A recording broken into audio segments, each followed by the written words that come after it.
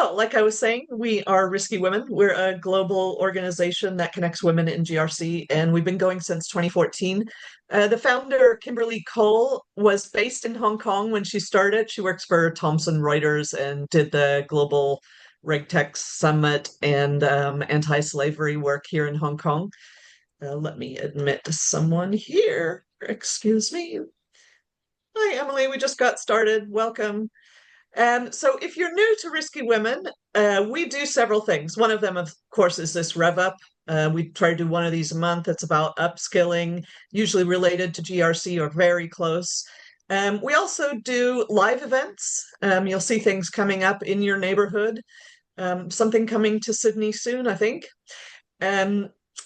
We do podcasts, so you can see those coming out at least once a month as well.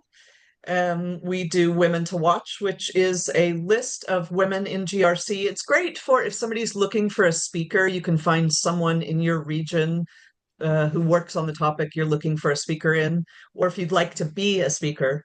We also do an annual Women to Write competition, which is a great way to see up and coming talent, but also really interesting takes that people don't maybe get to say at work that they wish they could say. And the Risky Women Academy, which is course offerings on the topics around GRC and communications.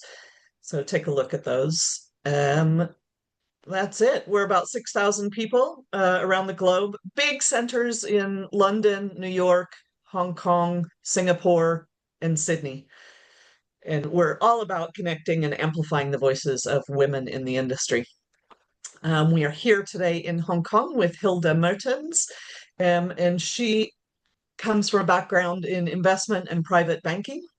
So I'm going to admit one more, excuse me for keep interrupting. So Hilda is here with us in Hong Kong, and she comes from a background in investment and private banking across Asia and Europe. And I would also like to note that I was happy to see she holds a master's in Chinese studies and economics.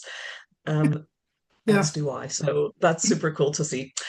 Anyway, she is going to work on this distinctive perspective on decision making and risk in complex environments. And I already saw her PowerPoint and was already kind of laughing at some of the obvious and awesome and not very obvious conclusions. And hopefully we'll all enjoy that. And shall I just say quickly, if you have questions, please feel free to keep your camera on, ask throughout. If you'd like to drop something in the comments box, I will keep an eye on that and raise my hand to Hilda when I see something. So I will stop sharing and hand over to Hilda. Thanks, Tara. Thank you so much. Thanks, everybody, for joining us. Okay, I need to, what Tara said, I left home, and that's Belgium. I left home with a master in economics and Chinese studies for Beijing, and I had my first job in Beijing, basically. And then from there, I entered into investment banking. I worked on the trading floor of Nomura in London in fixed income sales and trading. They brought me back to Hong Kong.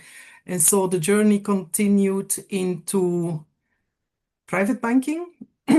And after that, Price Waterhouse and Deloitte, after I did my leadership studies at Oxford University. So it's been a fantastic journey, and I'm super happy to be here. I'm very passionate about the topic of behavioral finance, behavioral economics, and biases. If you do, and we focus in the company I run now and that I founded, Mindbox. We do high performance leadership and transformations innovation. So if you want to be successful in that field, you need to understand basic elements of our human mind. Now, what we do is we go neuroscience and brain-based, and that will become very clear throughout my little story today. There is quite a few PowerPoint pages. Don't feel overwhelmed. It leaves you later on, if you like, with some lists of biases, lists of information, and so on. The story should be to the point and not too long. Please interrupt. We are also here to hear back from you and to hear what your experiences are and your thoughts on certain things that I might say.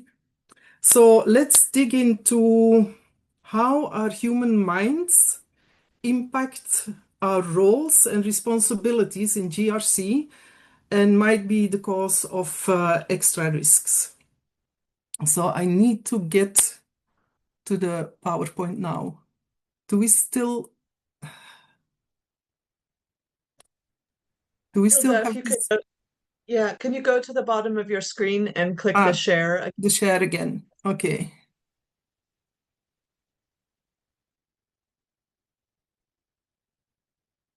Share the screen, right? Because yeah, there we are. We got it. Here we are.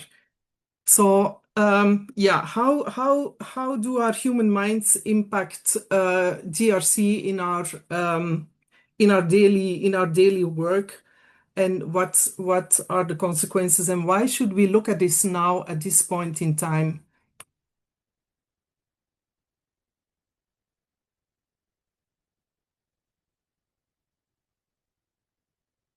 Okay, here we go.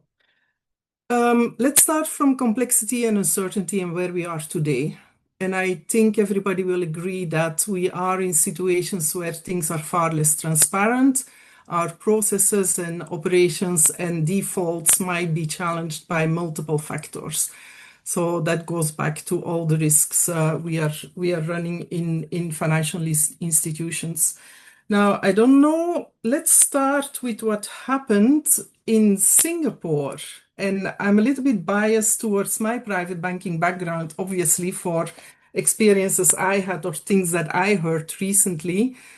Uh, is did everybody hear about the 3 billion anti-money laundering problem in Singapore? Okay, so in a nutshell, it's the biggest issue Singapore in the wealth management space has faced recently, last year in June, if I remember well, June, July, where a Chinese national who claimed to be a CEO of a tech company, very well dressed, accumulating wealthy assets in terms of watches or cars, the whole this and that, managed to open bank accounts throughout several of the private banks, which turned to be a whole money laundering scheme. So the problem is, how did that happen? And if you see what I put on the screen, when people were asking him in KYC, where exactly are you based? What are you doing? The guy could not even give a decent explanation of where his office was. So apparently it's a group of, and that's the thing with anti-money laundering schemes and all that. These are complicated setups with several people involved. There are layers of companies, layers of legal structures involved, layers of bank accounts, and so on. So the more complex, actually, the more red flags should go up, basically, and that didn't happen. So I go to the next page, and what I thought doing for this presentation on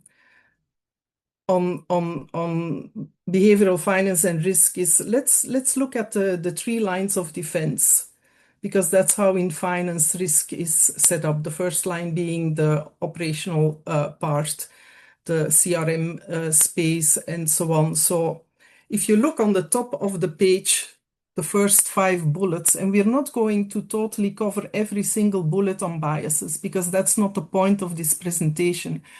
But actually, the first 5 points are exactly the biases that showed up in the Singapore 3 billion case. Yeah, so you have confirmation bias. People are convinced that things are true. You have an issue that if one senior person says, okay, go ahead, then the whole level of risk screening goes down with the bankers and the rest of the banking teams. Normalcy is a big one, and that definitely applies massively to the Singapore case, because you know what, in Singapore, nothing can go wrong, right? Those are exactly the people who are organized, who are on top of this, MAS, all that, and so on. Is like nothing will happen here. We don't have tsunamis in Germany, in Köln, right? So that's the whole normalcy idea, and like these things don't happen here, and then they do happen. Authority, affluence, status, the halo effect is also an interesting one. That's something to, if you are in the space of banking, it's an interesting bias to keep an eye on. It's exactly in like at first sight, this all looks perfect. This gentleman looks like fully dressed. The way he talks, the way they present their case, and all these things, it's like they really look like private banking clients. And I can add on that I have been as a private banker in HSBC exactly in the opposite situation, where I got a visit from a more senior. I have to be careful. A senior European person who wanted to open bank accounts here, who had relations before with China. And he looked a little bit like out of the ordinary. The quality of the shoes, the suits, especially his whole demeanor was a little bit, he looked a little bit like palish and a little bit ill and the whole thing. And we had like, what story are we facing? And it's exactly in that moment that you realize that in certain situations you expect certain behavior, certain dress, certain presentation, and all that we totally automatically take for granted, and we don't stand still in like, hold on, is there more behind this? So the halo effect is also when you meet a person for the first time on a farewell party of some friends, and you like those friends, and you come back and say, I met this really, really nice guy. Yeah, and it's only later on through the whole history that all the details will come up. So our minds quickly make these first impressions. Yeah, it's the same thing what people train when you have to do interviews and so on. So if I started thinking based on my experiences and some of my friends who still work in private banking, and that's all the rest of the bullet points, what is actually going on with a private banker traditionally? Yeah. So the AUM bias is a big one because that's where your bonuses come from. It's AUM and then income fees and performance-based performance. Yeah. So AUM is a big one. We are supposed, that's our target. We are supposed to bring assets under management into the bank, right? So that is immediately a bias that focuses on accumulate, find clients, find clients, find clients. Yeah, and that already puts your mind into a more subjective, emotional kind of space. And I will explain that in the next two slides. FOMO, fear of missing out. Yeah, FOMO and groupthink, why people run after things and everybody runs in the same direction. Anchors, I'm going to talk a few times about anchoring because anchoring, I'll do it in the next slide. Anchors are a very, very interesting bias to be aware of and to train yourself on. Because in wealth, there is no absolute wealth. Everything is relative wealth to a reference point. Yeah, that's prospect theory, right? And in finance, we call it benchmarks. You have the risk-free plus X. That's an example of an anchor plus X. Now, if you take that to our human minds, our minds are referential. Our minds never perceive anything in a bubble. We always compare something to something else, a reference point. So in prospect theory, they call it the reference point.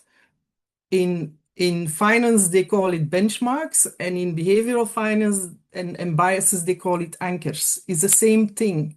So even in daily life, let's go for a pizza. How was the pizza? How was your dinner last night?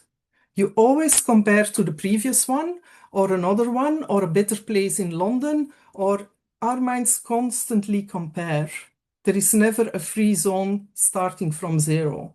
So in portfolios and performance, in term sheets, we play that game because if last year was a bad year, so we did a little bit better against the bad year, we sometimes want to avoid sharing it, and then we compare it to the past 5 years to look better. That's anchors, that's biases. Now, what happens with, and I'm probably throwing a lot of things at you, what happens with bankers and clients? They also benchmark you. They benchmark you all the time. They always say, so I was at HSBC, you can see that on my LinkedIn. I set up the non-Asian client team in HSBC. Clients would come in and say, well, at UBS, we did this and that. Now, there is two possibilities.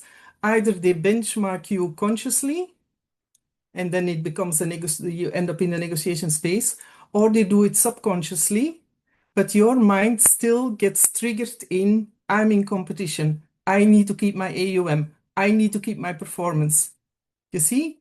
So human minds are not rational human bankers. So anyway, I'll move to the next space because this is the space exactly the three foundations of behavioral finance.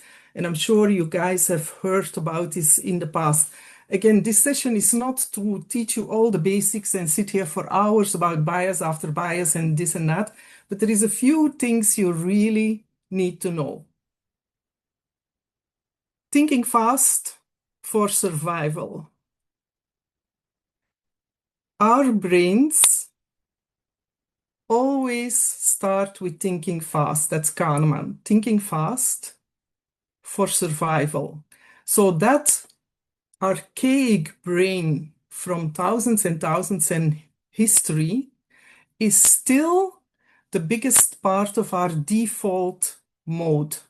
And in the next slide, I'll show you the motivation system. Thinking fast is our base state. Now, that's very useful because you do not want to rethink every morning how you go to the office and how you put your clothes on and how you go to a meeting. Yeah. So the automatic pilot, a big part of our conscious mind who does the careful thinking, the subconscious mind who does the bulk, and it starts with breathing, doing our heartbeats, make sure that our brains work, the limbic system, yeah, that this whole system, our whole system works. Now, thinking fast is fine.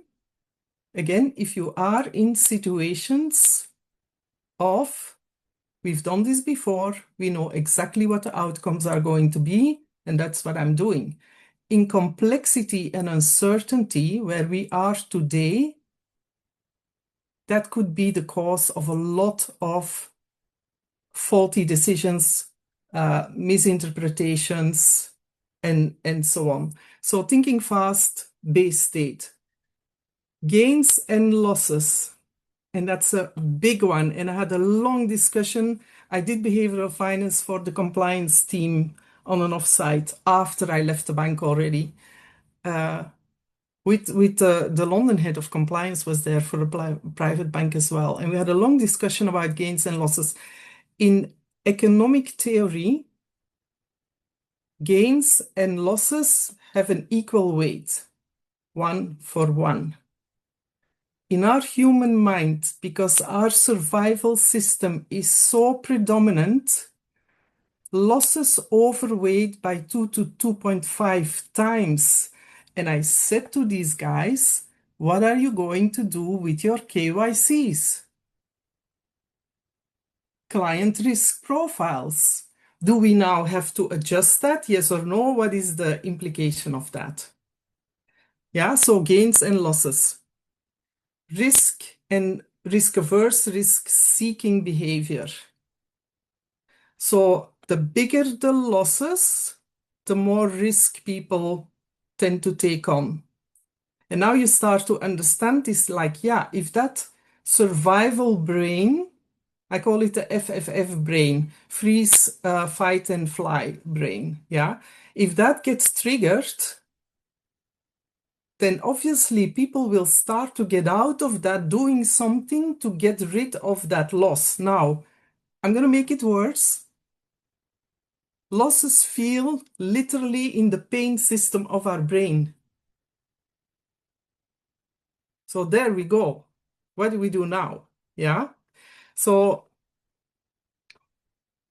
the last point there that is very important is, and that goes back to Kahneman and Tversky. I'll tell you in a second who they are, and you might have, well, they're the founders of prospect theory.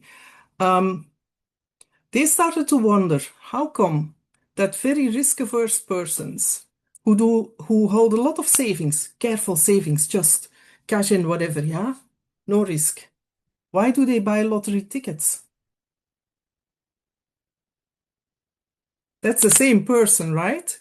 So again, the reason why we go to neurology for explanations first and the awareness, and from there to find solutions. What are we going to do now in our GRC space? We start from neurobiology because our brains are globally built like that. And then we can build global solutions that are culture, whatever, independent. So it's not because you're a Chinese person, we have different cultural psychology, and I have different cultural psychology in the UK, and da da da da da. No, let's go back to a foundation from where we can work that unifies the whole space. Because our FFF brain is a global fact. If we trigger that, and that's also what we've seen during the COVID situations and after, how people have been living in the FFF zone for too long and all that. So that's a space of well-being and all that, right?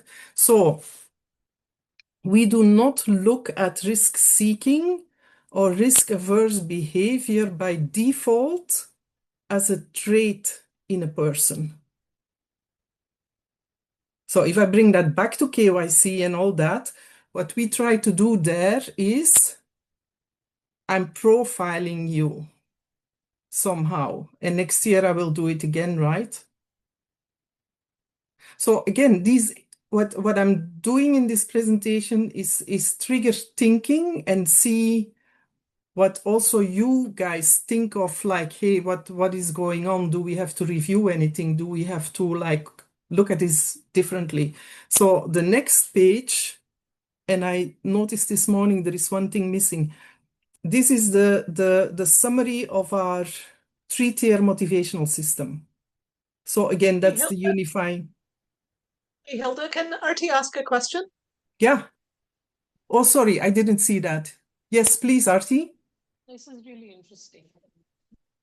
This is really interesting because I can see that the terminology changes by the discipline or the area. Yeah, So I do diversity and inclusion, and when we talk about biases, we use slightly different terminology, but some of the principles are same. However, one thing that I'm curious about, like you say, we are not, we're sort of, you're looking at the neuroscience and you're saying, let's take culture and the individual out of it and say it's the same neuroscience that effectively works for human beings across the world. However, if I go back to your point of anchors or normalization, so you'll have certain cultures in which numeracy yeah, is high.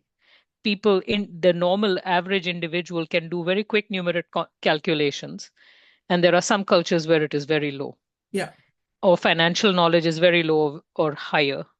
And so people's ability to calculate what's being sold to them, they understand it better um, innately. And secondly, their risk, the culture is one of borrowing and a yeah. culture not of borrowing. The way they will approach the risk of borrowing is emotional. It's not a rational decision. No, yeah. So I don't see why you would say that culture doesn't come into it. I think culture would come into it. Yes, it does. It does. Mm. What I'm trying to say is if you start in behavioral finance or economics with calling biases, everybody is biased, you get a lot of resistance because it feels like you're almost like pointing out a default.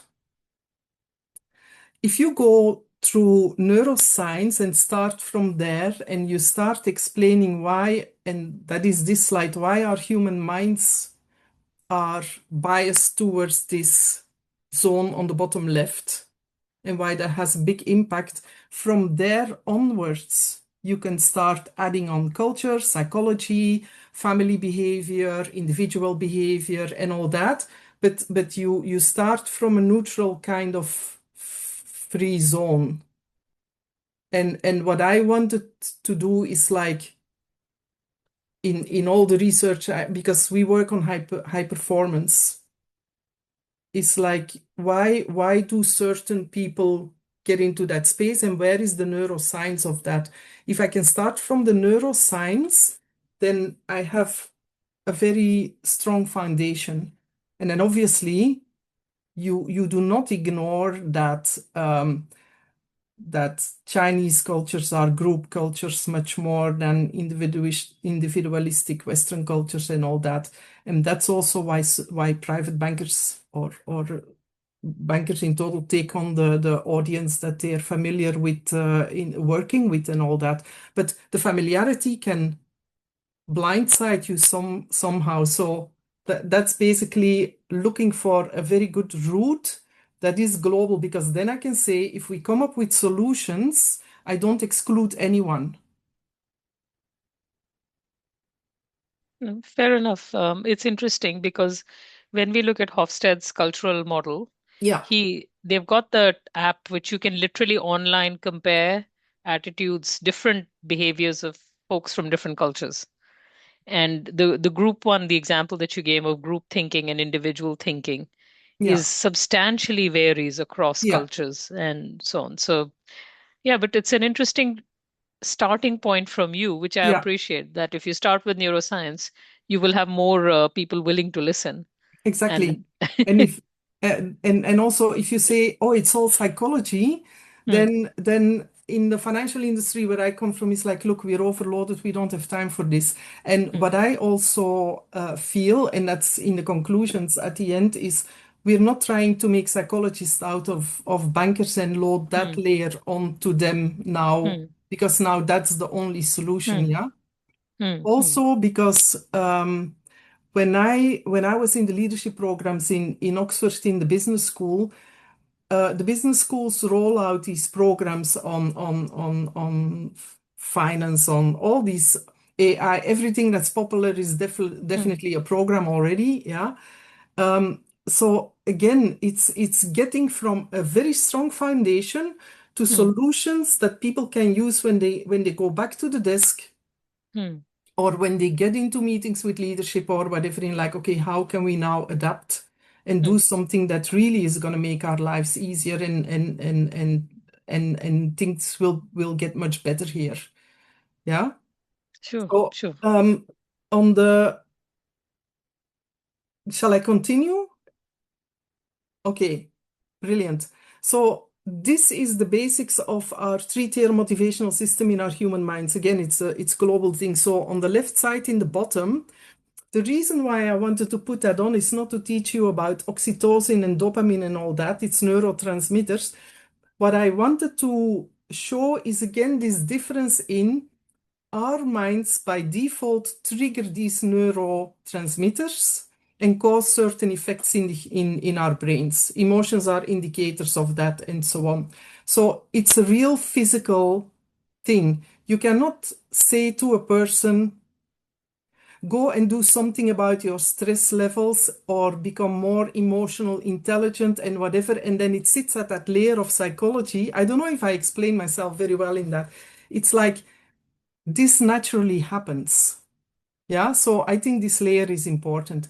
The dopamine system, that is why people get out of bed and why they get excited about doing things. That's the reward system.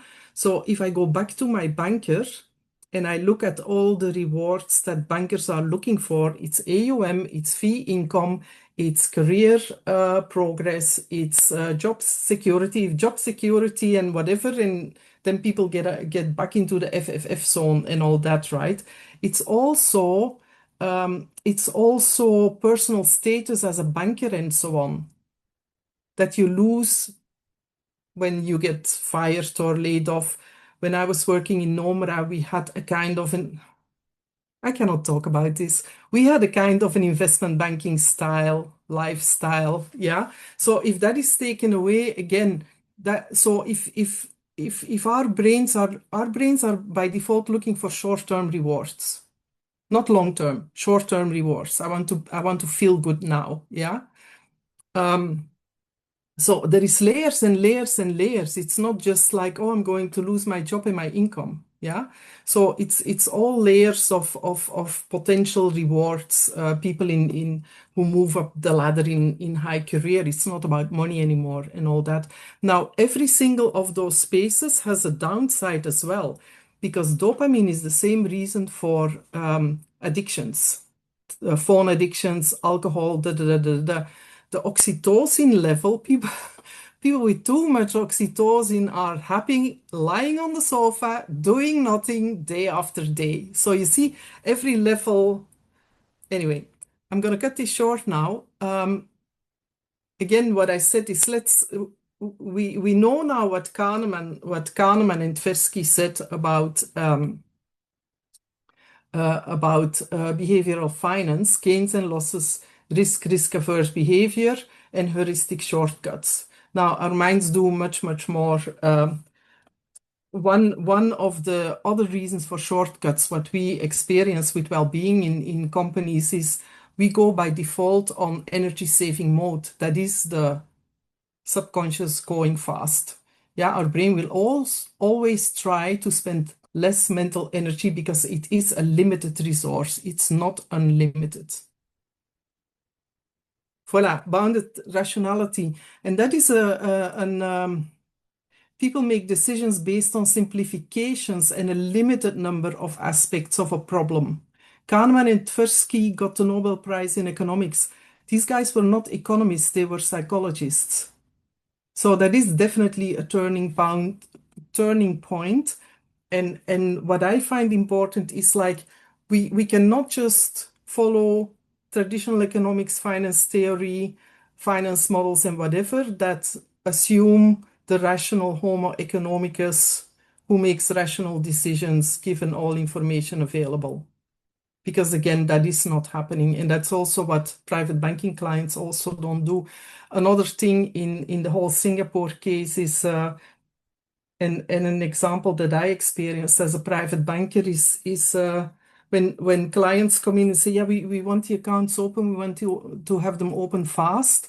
I had one experience where they were promising 15 million US dollar and telling us that 5 and 5 would go out to 2 other private banks. So immediately as a private banker, you do feel this like, how can we keep as much as possible? How can we keep, yeah?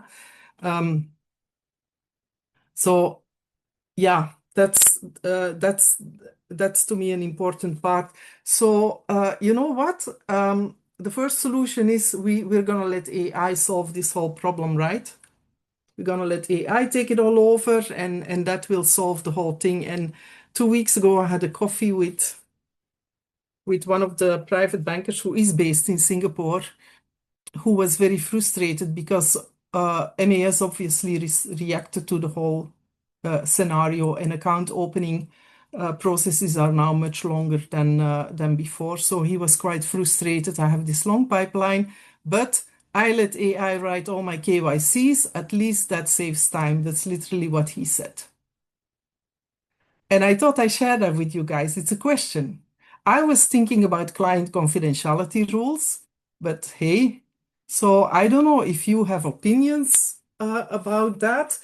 And I thought, okay, so now we are COOs and CEOs and whatever and board members. What can AI do and what can AI not do? And what are we counting on? And where does this situation goes pear-shaped? I'm talking in rolling out AI projects and all that. So I thought I summarize on the left, I summarized what I found that AI can do, and on the right side, goal setting, judgment, complex decision making, accountability, creative thinking. No, no, no, no, no, no, no. So I don't know if anyone wants to comment on that one. To be honest, even the pattern detection is problematic with AI. It'll pick up patterns. It's trained to do that. However, Yeah, it is already got inbuilt bias built into its algorithms. So it is biased to pick up certain types of patterns.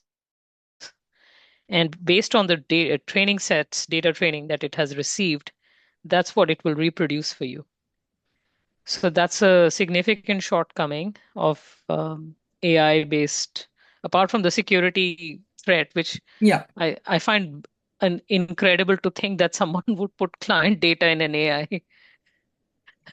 That's Well, That's right. madness. it depends on your back-end environment and what cloud basis you have, obviously, how well integrated that is in your firm.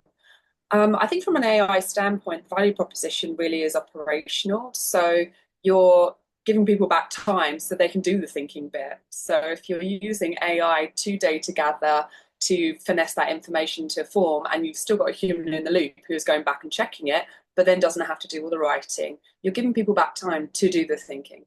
I think that's the value proposition. Yeah, exactly, exactly.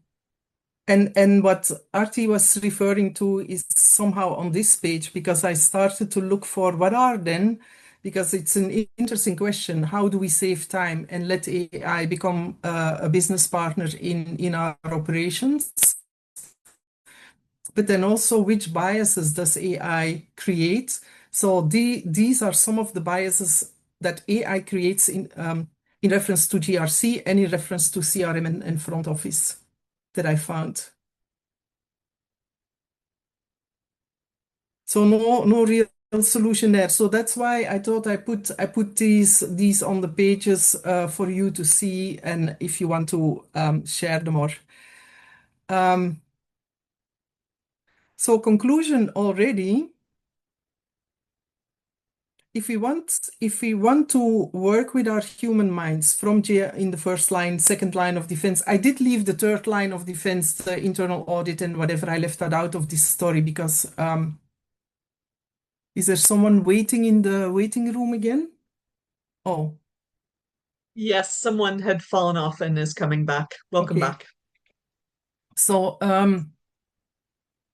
conclusion so far is that one short list of biases and being aware of one short list of biases is not a solution to have a big impact in how we work tomorrow. Because also in the previous page is like we need to look at it at the different levels of defense, first, second, and third. Because depending on the jobs and the roles and the responsibilities that people have, there are different biases and potential risks involved that are connected to how our human minds work. Now, and that's also why when we do awareness training, it always starts with awareness somehow. The ideal space is to have mixed groups of these different levels together, because that creates immediately a joint understanding where they come from. Then if you say, oh, we do, in our case at HSBC, but this was specifically for an offsite, that was exclusively the compliance team. Yeah, so then you limit yourself to only the compliance space. So when Kimberly and Tara, when we started to discuss this, the point immediately came up like, yeah, that there should be solutions. Obviously, if not, we're just having a nice time here over a coffee and a tea. But it's not about training overload and overcomplicating things and more rules, because out of the AI space and see how things evolve, and then the Singapore case. Okay, there is other cases. There was Wells Fargo. You can go back to the Barings cases and so on. It's not, you should not end up in a reactive kind of mode where you're chasing the tail of the dog, right? Then this happens next, this happens next. So we need to get into a space that is proactive, where the way we work together and the way we define leadership, the way we define corporate architectures and all these things become the space where these things are, where biases are included in finding solutions. So why do I put pain points? And this is now, we're now moving to the second, your space, the GRC space, the second line of defense. Why do I put pain points? These are like all over industry. And again, if you don't agree with certain elements, then I would love to hear that. Pain points is exactly the space where people struggle, right? So if I start as a consulting working with you on behavioral finance in a certain financial institution, I will always start from the pain points. Because that's where the house gets on fire, right? So I need to know where your space is vulnerable. And again, and this is just like consultant quick thinking in like, what is a banker going to do to put a house on fire? Like when I heard that, when he said, and that's a senior banker in a super conservative private bank, and he says, I'll let AI write all my, and I'm like, oh my God. People in the bank don't know about this, by the way, because you go on your laptop at home and yeah. So pain points to me are important because that is where the vulnerabilities lie. And then I put again some second line of, so in the Singapore case, I put first line of defense biases on the banking side. And then I thought, let's have a look on second line of defense biases on the bottom of the screen. Control, tunnel vision, procedural issues, and so on and so on. And it's not a comprehensive list. It's just thinking about it. Okay, what are the vulnerabilities there from the space of behavioral finance? And then you start to see that these things don't overlap. So first line, second line, third line, they have their different sets of biases. So again, I cannot go into a client with a standard presentation on let's show you what behavioral finance does, and if you bring the human mind back in, you guys gonna be better off. Yeah, because you need to really drill down where are the issues, look at the 3 lines, see, and then add on AI now. That's why I said 3 lines plus AI, and then start coming from a kind of a framework to get to solutions. Yeah, to get to solutions. So, yeah, that's what Tara liked. Decision-making skills are not correlated to IQ. And you can add on, Tara, on your LinkedIn, and not to creative thinking either. Yeah. So, and that's a whole discussion that goes back. You better talk to educators and so on. That goes back to our school systems and so on. What are we measuring? What are we training? What are we? That's all that discussion. So let's not get into that. Now, to me, there is immediately 2 big blocks of skills that are essential. Complex communication skills. Yeah, that's the complex communication skills. Again, anchors. If you want to, because again, there is another footnote. You can use biases to make things better, and you can use biases to get what you want or to rip off the system. So again, it works on both sides, yeah? If you want to be an expert on influencing, the first thing you do is figure out the anchors where a person or a group or a bank comes from. Yeah, what is their reference base? Where do they come from? Because that will show you why something is important or not, or why they look at losses or gains or whatever. And then decision quality frameworks. We train a lot on decision quality frameworks because Kahneman said You have to make the distinction between decisions and an outcome of a decision. And an outcome of a decision comes in the future or at several times in the future. And it becomes a question of control, no control.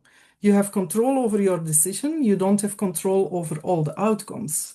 So the logical question was, how can we prove 100% quality of decision the moment the decisions are made? That's the space of decision quality frameworks. If you want to hear about that, that's another session. But that's about, that's how you work with decision frameworks and processes to say to a board, to an executive committee, this is exactly how we did it according to, there is 5 or 6 levels. There is the framing part, there is the creative alternatives part, you test the devil, whatever. We have a very exciting exercise that initially I didn't dare to do with banks, and it calls Thank the Company. And basically what we do is we set up an operational framework on a project, but then half the group we bring in the mindset of the competition. So imagine 5 people are the HSBC bankers you work with, and then you reframe the opposite group from UBS, because banks know from each other where they're weak. And you do the opposite exercise, the devil's exercise. Why would this not work out? Why would, for instance, HSBC fail with IA implementations, blah, blah, blah. Initially, I thought that very daring. I thought people would like, but they do like it because it puts your mind out of the performance pressure onto the opposite side, and then people are more easily capable of analyzing situations or projects and whatever. I think it also gives you an excuse to demonstrate that position, which maybe you don't have when you are being your exactly work self. It gives a full open free space for experimentation, and obviously if you then exchange information and so on, then Arti, I see your hand now. Sorry. Yeah, good. Yeah, that's okay. It's interesting. So there is some research on choice and how human beings make choice. If there are too many choices, like, let's say you have to buy an insurance for your car. If there are too many choices and products and blah, blah, blah, you get into a decision paralysis. If there are too few choices also, it's not good. So there is a sort of a range of optimum number of choice, which is good. And I'm curious, like, when you're referencing Kahneman's work, and he's talking about how rational people don't consider every single aspect. That's because the human mind cannot hold every single aspect, right? Yeah. So when you're talking about decision frameworks here, what's the range of the set that is included? How large is the number of variables in the set that you can take in this? Or does it expand the human being's capacity? Okay, I got 3 answers to that. Yeah. The not very well accepted research anymore is 7 to 8 items. Now they debate that. So let's forget about that. There is our decision-making framework start from the square of, there is 4 components in the square. Well, the first one is not important. You have an expert complex decision. You have complicated decisions and chaos.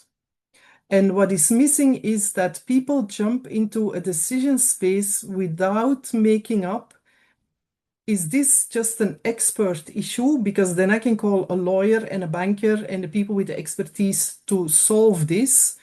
Or is this a complicated issue where not all the answers are available, not all information is available, not all the options are available, and there is a lot of things we don't know. The example is obviously COVID, when that started to happen. Yeah, that's the most recent example we experienced. So what is the most dangerous thing to do? The most dangerous thing to do is to solve that type of problem through complex expertise. because they go back in what is known and where they're specialists and all these things without accepting the unknowables. And in decision quality, one thing we do systematically with clients, unknowables audits. Now, that is tricky to do because senior CEOs and executives are paid to be there for past experiences and having the answers. And that is why we push into a space of we need different leadership approaches. It's not anymore about tick the boxes and this and that and go back to the business schools and simple little models they experienced in the past.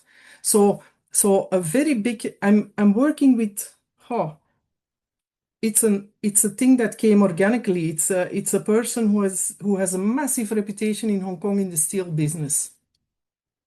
And steel business is going down. And the thing I observed in talking to him, I know him through friends, is that he does not make the difference between shifts and cycles.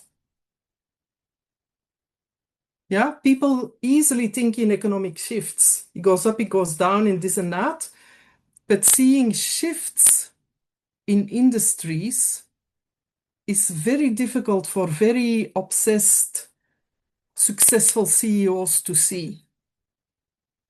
Because you have to pull them back and they end up again in the space of not knowing. And that's obviously they go in the FFF space. And then I have to take them out of the FFF space to make sure that they get to the reward space again. It's like, you see this whole circle working, yeah? Yeah. So that was the second thing. And there was a third. So 7 to 8, no. Number one, do the homework in the preparation of decision qualities. Because if you answer a technical question through an expert in a space of unknowables and new situations, AI is one, COVID was one, the Middle Eastern situation is one, that's all geopolitical, whatever, yeah? Easy examples to mention, then you end up with a very narrow answer that might be the wrong one. So in decision quality frameworks, you work with a set of checkboxes. And then you can say, look, we did that. We looked at the framing. If I reframe an issue into something else, it becomes a different thing, right? So in a way, if I understand correctly, you are basically with the decision quality framework, you are addressing more choices, but you are transforming the problem from this kind of decision making to another kind of decision making if that's what's needed.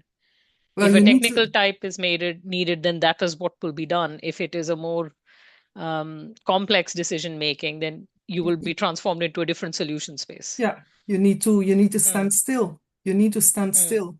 And that is what Okay. happens now quite often, that people apply frameworks, past experiences and whatever on situations that actually don't apply. And then if you start doing an unknowables audit, you will immediately see we cannot know this, we cannot know that, we cannot know that.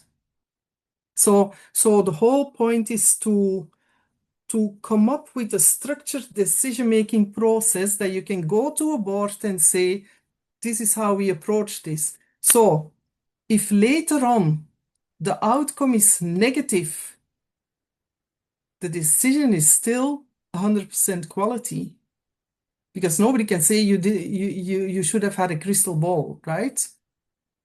And the outcomes are spread in the future, so it's never 1, 2, 3, 4, 5.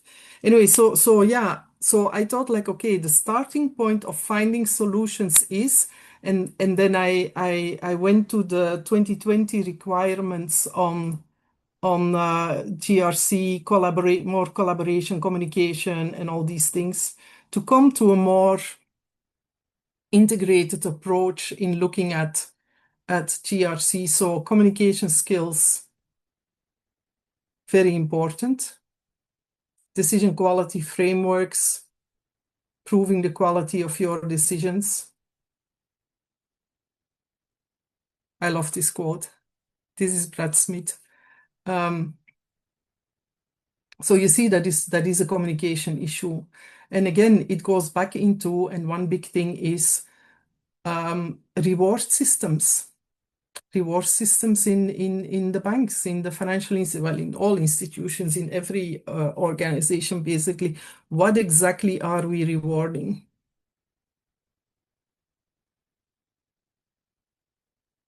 Yeah, I just want to make a note that we're a couple minutes to the end. Please do raise your hand and ask any questions you'd like. This is the conclusion page, so let's just share some thoughts and some ideas.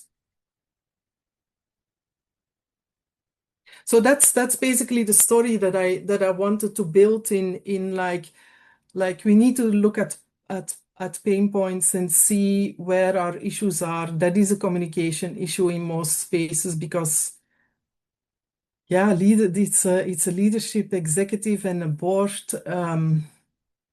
question, right? And then again, one list of biases is not the foundation for a training program in a financial institution. And some explanation. I know that the regulators have also, I saw a document a while ago when I was working with HSBC a few years that, what is the Hong Kong Securities Institute or one of them roll out behavioral finance training, and I looked at that and I'd like, well, for the regulators, it's a very difficult thing to do because they can only go normative and more regulations and more compliance because every single financial institutions has different issues, different leadership teams, different corporate architecture is a big one these days. I mean, I love that topic. It's a process and project management, basically, right? It takes me back to my days in Deloitte, and if you see what's required now, it's like, yeah, let's make progress, people. Emily Wright, I hope you're going to turn on your microphone any minute now. I'm so sorry. I actually thought my camera had been on for most of the time. So sorry, I was listening. I'm trying to think of a decision of a meaningful question, and actually, I've kind of scribbled a whole load of notes and probably need to go away and think about it because implicit bias and the way that we deal with control environments is sufficiently complicated, and I think, as has probably been explored so much, so dependent on the control environment. Like they're so interconnected and they respond to each other so dynamically that I probably don't have a question, but thank you very much for taking the time to go through that. It's really helpful, and it's great hearing the real life experience of a private banker with that biased lens up and kind of hearing how it played out. So thank you. Thanks, Emily. Thank you. Hilda, I'm not going to be quite as eloquent as Emily was there, but I also just want to add my thanks for an incredibly interesting session. I have to jump because I have to get on to my next meeting, unfortunately, but it was very good first, Risky Women. Thank you. There is, if you would like to share more later or receive the PowerPoint and so, then just reach out. I'm on LinkedIn as well, under my own name. So, and if you want to see on the bottom, there is my email, there is a website. When you said under your own name, it was so funny. That's because I had an Instagram account that got hacked under my own name, and then I had to put a fake one on. So that's since then I'm saying these kind of things. A very, very horrible experience, especially when your name is on it. No, I hope you find it all useful. But what I try to do is let's put a whole story around this and see how the elements come together, so that if you want to find more solutions, and there is so many tools available, then we can work on something constructively that really leads to results. Fantastic. Hilda, thank you so much for joining us today. And I will email everyone just to remind you of Hilda's contacts and information. And at some point, we will also publish this REV-UP for everybody to look at. Thank you so much, everyone. Thank Have you, a great Tara, day. and please thank Kimberly as well. It's a brilliant experience, and now I'm a member too. So it's like, yes, thank you. Thanks everybody for joining. Bye.